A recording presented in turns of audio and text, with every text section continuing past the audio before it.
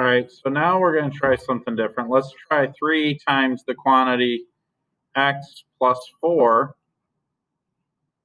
times the quantity x minus 5. So I'm gonna just kind of ignore this 3 for now, and I'm just gonna work on this stuff.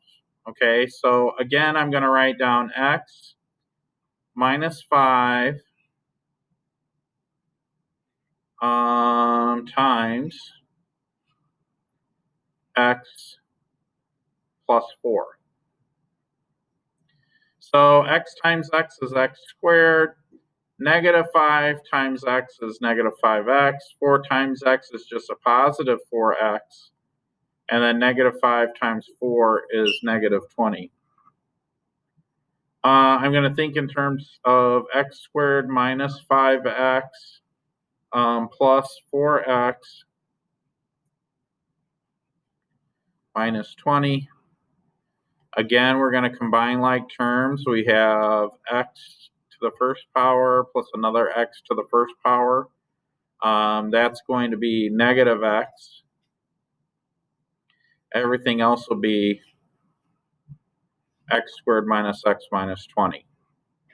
So if I were to rewrite this line, I would say 3 times this thing right here, right?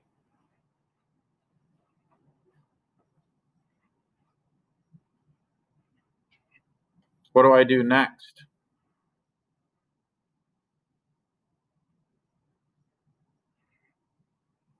Anybody have an idea? Yep, you got it. Distribute the 3 through the parentheses. So 3 times x squared is just 3x squared. 3 times the negative x is just negative 3x. And then positive 3 times negative 20 is negative 60.